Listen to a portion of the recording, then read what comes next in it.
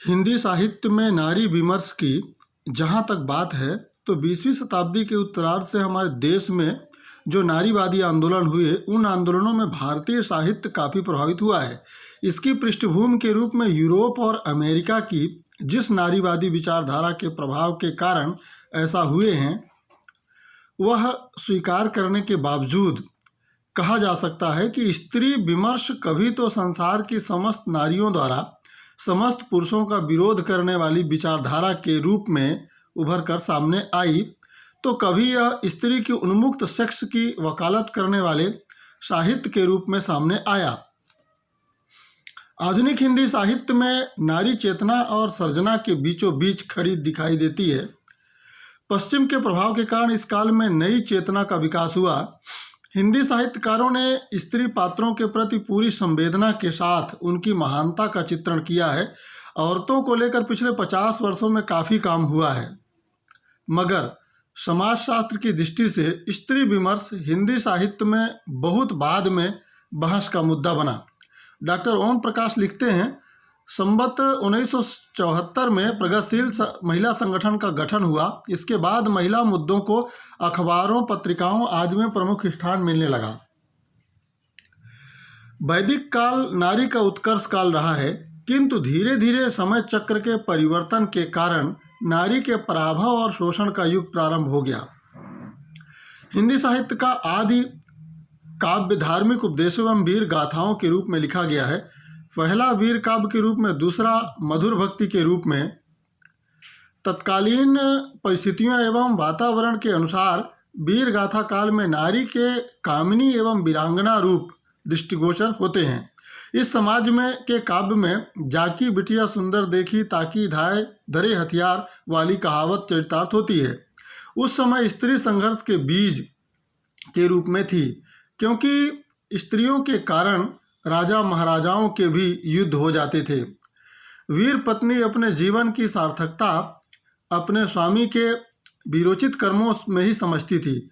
यदि उसका पति वीर गति को भी प्राप्त हो जाए तो वह उसके साथ ही मरने को तैयार हो जाती थी। लिखे गए काव्य में नारी का ओजस्वी रूप कहीं नहीं मिलता। अर्थात कहने का तात्पर्य यह है कि वीर काव्य ही नहीं, उस समय का धार्मिक काव्य भी नारी के प्रति उदार नहीं था। जैन आचार्यों सिद्धों नाथों ने भी नारी के प्रति विकृति के स्वर को मुखरित किया है। संवत 1500 से 1700 का काल भक्ति युग माना जाता था। हिंदी साहित्य का भक्ति काल राजनीतिक दृष्टि से विक्षोभ का काल था, जिसके फलस्वरूप कवि का मानस भगवान का आश्रय खोजने लगा। इस काल के काव्य में नारी चित्रण मुख्यतः दो रूपों में हुआ। एक ओर वह उदात्त आदर्श आराध्य के रूप में, दूसरी ओर एक सामान्य नारी के रूप में। भक्ति काल के निर्गुण संत कवियों ने नारी को मुक्ति मार्ग की बाधा बताया। कबीर का अभिमत है कि नारी की छाया परत अंधा होत भुजंग, अर्थात नारी की छाया पड़ते ही सांप भी अंधा हो जाता है। सुंदरदास के अनुसार नारी विष का अंकुर, विष की बेल है। इन सबसे यही विदित होता है कि इन्होंने नारी के केवल कामनी रूप को ही देखा है, उसके मातृत्व रूप एवं पति परायण रूप को नहीं। दूसरी ओर संत कवियों ने नारी के मातृत्व एवं पति परायण रूप को आदर की दृष्टि से देखा है। साथ ही तुलसीदास जैसे कवियों ने नारी को ताड़न का अधिकारी मानते हुए उसे पशु तुल्य स्वीकारा है। शायद ही ऐसा कोई कवि होगा जिसने स्त्रियों के प्रति इतने सम्मानजनक शब्दों का प्रयोग किया होगा। सूफियों के अनुसार नारी प्रेम एवं उपासना की वस्तु है। उसे योग, त्याग, तपस्या तथा उत्सर्ग द्वारा ही पाया जाता है। उसका प्रेम लौकिक अलौकिक दोनों ही है। सूरदास जी ने अपने काव्य में विभिन्न रूपों, उनकी मान्यताओं और मूल्यों का सहज एवं यथार्थ चित्रण किया है। सूर ने नारी हृदय का मनोवैज्ञानिक चित्रण किया है। सूरसागर के प्रथम खंड में कृष्ण कथा वर्णन के पूर्व कवि नारी को नागिन से अधिक भयंकर मानता है और लिखता है कि नागिन का विष तो तभी व्याप्त होता है जब वह काट लेती है, पर नारी अपनी दृष्टि विशेष मात्र से मानव मन को चेतनाहीन कर लेती है। ऐसे समय में जहाँ नारी को नरक का द्वार, सर्पिणी, अध्यात्म में बाधक, पशुतुल जैसे उपमानों से अलंकृत किया जाता था, उस समय कृष्ण भक्त मीराबाई का पितृसत्तात्मक समाज के विरुद्ध जाकर अपनी निजता के अनुरूप जीवन यापन करना बहुत आश्चर्य की बात की थी।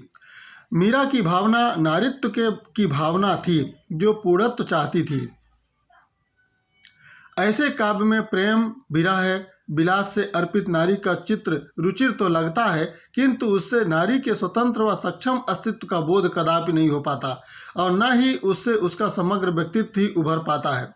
भक्ति काल में कवियों की नारी विषयक दृष्टिकोण में उसे नागिन व नरक का द्वार कहा है, तो दूसरी ओर अपनी अपनी आत्मा को नारी रूप में अंकित किया है। एक और नारी को मुक्ति मार्ग की बाधा मानकर उसकी उपेक्षा की है और साथ ही यह भी स्पष्ट हो जाता है कि सामान्य नारी के प्रति इनका दृष्टिकोण उदार नहीं है।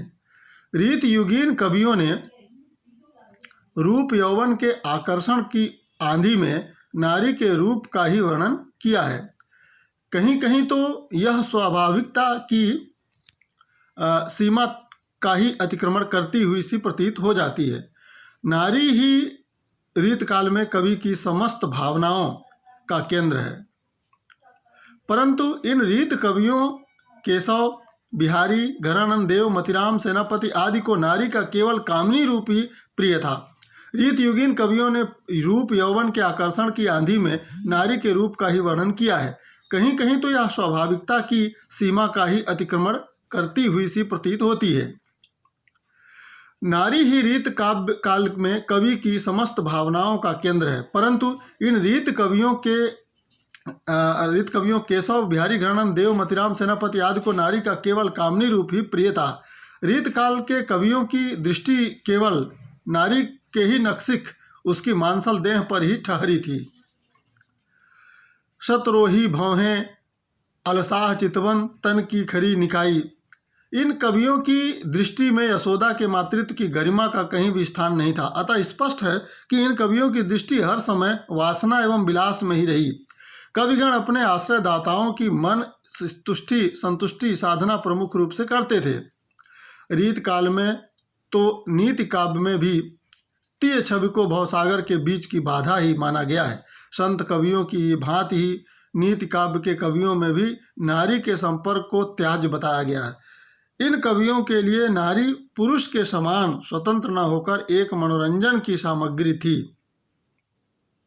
रीत काल के कवियों ने तो नारी को सिर्फ एक प्रेमिका के रूप में ही वर्णित किया है। पत्नित्व की गरिमा के दर्शन तो कहीं भी नहीं मिलते। इसी कारण रीत काल के कवियों की कविताएं श्रृंगार रस पर ही आधारित थीं। सेनापति, बिहारी, मतिराम आदि की दृष्टि तो नारी के नयन और उसके दैहिक सौंदर्य पर ही टिकी रही। इन कवियों की दृष्टि में यशोदा के मातृत्व की गरिमा का कहीं भी स्थान नहीं था। अतः स्पष्ट है कि इन कवियों की दृष्टि हर समय वासना एवं विलास में ही रमी रही। कविगण अपने आश्रयदाताओं की मन स्तुति साधना प्रमुख रूप से करते थे। रीति काल में तो नीति काव्य में भी नारी को कहीं भी आदर नहीं मिला। आधुनिक काल सन 1900 से अब तक माना जाता है।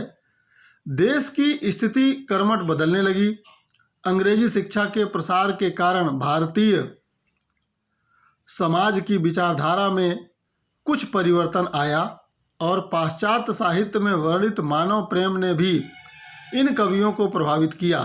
श्रीमती एनी बेसेंट जी के देवधर, ईश्वर चंद्र विद्यासागर, चंद्रसेन, महात्मा गांधी आदि समाज सुधारकों ने भारतीय नारी की पतन उन्मुख अवस्था को सुधारने का प्रबल समर्थन दिया।